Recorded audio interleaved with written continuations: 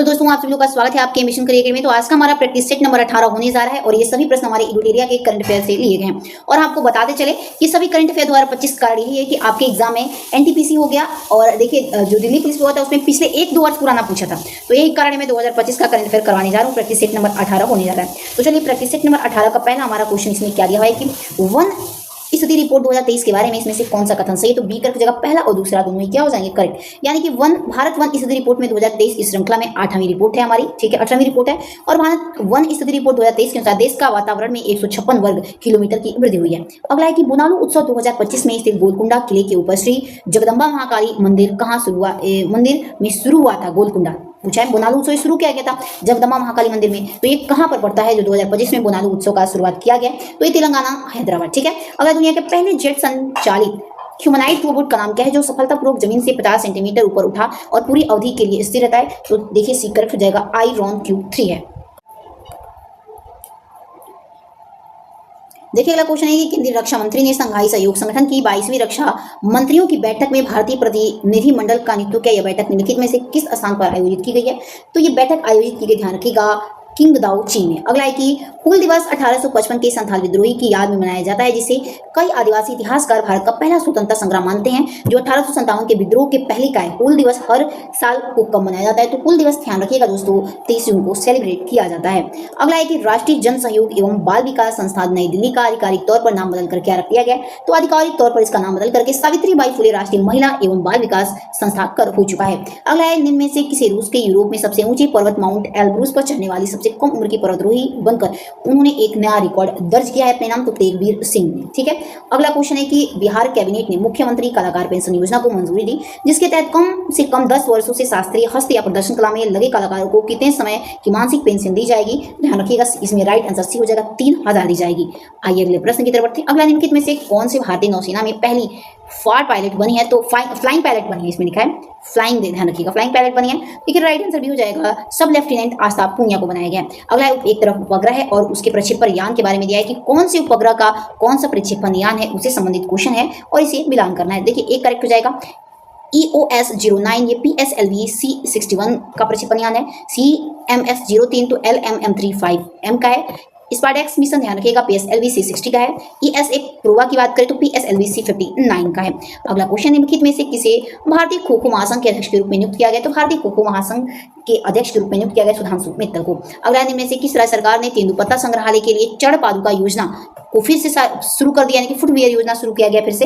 ध्यान रखिएगा सीकर का छत्तीसगढ़ में दोबारा शुरू हुआ है। अगला निम्न में से कौन सा देश अफगानिस्तान और तालिबान सरकार को औपचारिक रूप से मान्यता देने वाला पहला देश बन चुका है। तो डी की जगह रूस बन चुका है। अगला हुरून अनुसंधान संस्थान ग्लोबल यूनिकॉर्न इंडेक्स 2025 का 7वां संस्करण जारी किया जिसमें भारत ने कुल 64 यूनिकॉर्न के साथ वैश्विक स्तर पर अपना तीसरा स्थान बरकरार रखा। इनमें से कौन सा देश सूचकांक में शीर्ष स्थान पर है। इसमें से शीर्ष स्थान पर संयुक्त राज्य अमेरिका ही है। अगला पहले सूची को दूसरे सूची से मिलान करना है। एक तरफ पुस्तक या फिर स्मरण दिया हुआ है और एक तरफ उनके लेखक से संबंधित यहाँ पे प्रश्न दिया हुआ है दोस्तों। तो देखिए इसमें राइट आंसर हमारा कौन सा हो जाएगा। तो बी करेक्ट हो जाएगा, यानी कि ए का हमारा दूसरा हो जाएगा, बी का हमारा पहला हो जाएगा। ठीक है, देखिए the one cricket my life and more, ये शिखर धवन की पुस्तक है। स्वास्थ्य के प्रहरी किसका लेखक है। इसके लेखक हैं ललित सौर। और ध्यान दीजिएगा 3 का हमारा सी हो जाएगा, यानी कि confession of Shakespeare edit VS Ravi के द्वारा लिखा गया। द पैसो का पोस्ट कार्ड SN अहमद के द्वारा लिखी गई पुस्तक है।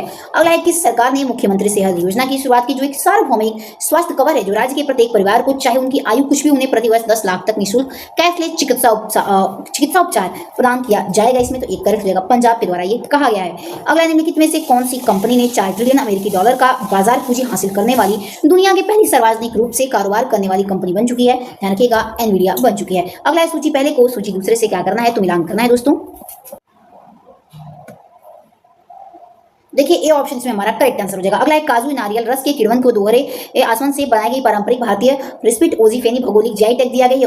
ओजो फेनी किस राज्य का है। तो ओजो फेनी ध्यान रखिएगा ये गोवा का। अगला अभ्यास शक्ति 8वां और 8वां संस्करण 18 जून से 1 जुलाई 2025 तक आयोजित किया गया एक संयुक्त सैन्य अभ्यास भारत और किस देश के बीच है। ध्यान रखिएगा फ्रांस के बीच है। अगला क्वेश्चन है कि इजराइल ने ईरान के लक्षित सैन्य अभियान शुरू किया है जिसमें उसके परमाणु प्रतिष्ठानों को निशाना बनाया गया। तेहरान में बैलिस्टिक मिसाइल कार्यक्रम पर हमला किया गया। इस अभियान का नाम क्या है। तो इस अभियान का नाम ऑपरेशन राइजिंग लायन है। अगला ईरान ने अपने परमाणु प्रतिष्ठानों और वरिष्ठ सैन्य अधिकारियों पर हवाई हमलों के जवाब में इजराइल के खिलाफ बड़े पैमाने पर जवाबी हमला किया। इस ऑपरेशन के लिए ईरान ने क्या कोड नाम रखा है, तो इसका कोड नाम ध्यान रखिएगा एक रखा जाएगा, ऑपरेशन टू प्रॉमिस थर्ड रखा गया है। आइए अगले प्रश्न की तरफ बढ़ते हैं। अगला क्वेश्चन है कि किस शहर को यूनेस्को क्रिएटिव सिटीज नेटवर्क में गैस्ट्रोनॉमी शहर कहा गया है, तो गैस्ट्रोनॉमी लखनऊ को कहा गया है। अगला यूके सीक्रेट इंटेलिजेंस सर्विस जिसे आमतौर पर M16 मिलिट्रियन इंटेलिजेंस सेक्शन 6 के रूप में जाना जाता है, इसका नेतृत्व करने वाली पहली महिला किसे नियुक्त किया गया, ध्यान रखिएगा राइट आंसर हो जाएगा ब्लेज मेट्रोवेली को नियुक्त किया गया। अगला क्वेश्चन है कि ईरान ने इजराइल पर फतह-1 नामक हाइपरसोनिक मिसाइल दागने का दावा किया, जिसे फतह-1 ईरान की पहली हाइपरसोनिक मध्यम दूरी की बैलिस्टिक मिसाइल इसे किसके द्वारा विकसित किया गया, तो इसे बनाया गया है इस्लामिक रिवॉल्यूशनरी गार्ड कॉर्प्स के द्वारा। अगला क्वेश्चन है कि भारत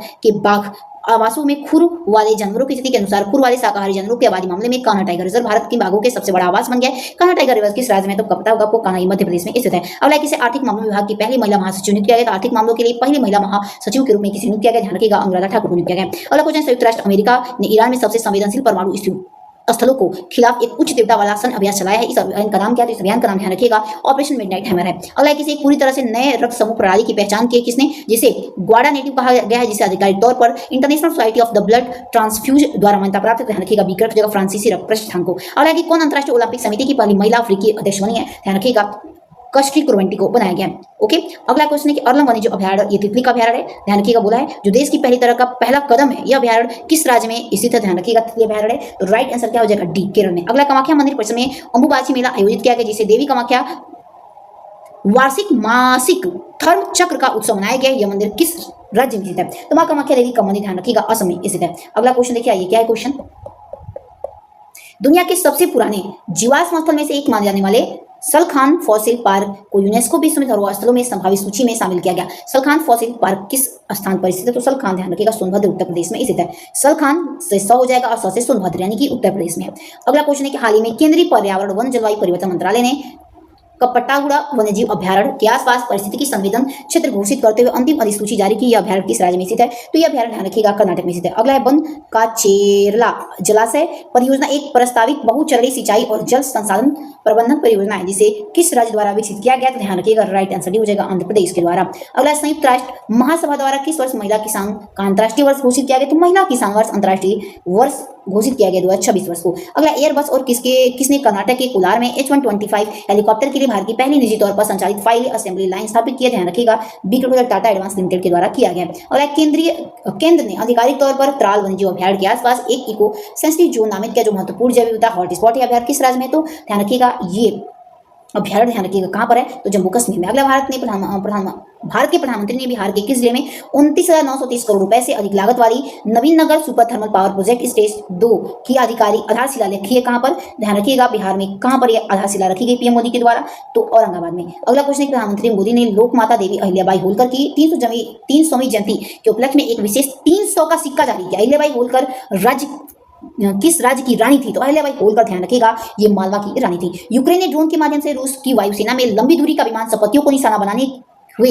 बेलाया डायगिलेवा इवानोवा और सेवर्नी ओलेन्या और यूक्रेनका जैसे 5 एयर बेस पर हमले किए। इस ऑपरेशन का नाम क्या है, इसका नाम ऑपरेशन स्पाइडर वेब है दोस्तों। आइए अगले प्रश्न की तरफ बढ़ते हैं। अगला है कि निम्न में से किस प्रसिद्ध प्रतिवादियों वन्यजीव फोटोग्राफरों और संरक्षणवादियों में जिन्हें मुंबई का बर्डमैन के नाम से जाना जाता है, तो ध्यान रखिएगा बीकर सुजाय मोंगा को। अगला है कि राजा खास किस राज्य का पहला सौरमंडल गांव बनने जा रहा है, तो ध्यान रखिएगा हिमाचल प्रदेश का। अगला है कि खीर भवानी महोत्सव कश्मीरी पंडित समुदाय के खिलाफ अत्यंत पूजनीय धार्मिक आयोजन जो हर साल रंगन्ना देवी मंदिर में आयोजित किया जाता है। यह मंदिर जम्मू कश्मीर के किस जिले में है, तो ये जम्मू कश्मीर के ध्यान रखिएगा गंदेरबल जिले में स्थित है, ठीक है। अगला है कि जिन्हें गर्भपात की गोली RU-486 के आविष्कारक के रूप में जाना जाता है, उनका निधन हो गया, उनका नाम क्या है, ध्यान रखिएगा एक करेक्ट डॉक्टर एंटियन एमिल बोलियून है, ठीक है, ध्यान रखिएगा।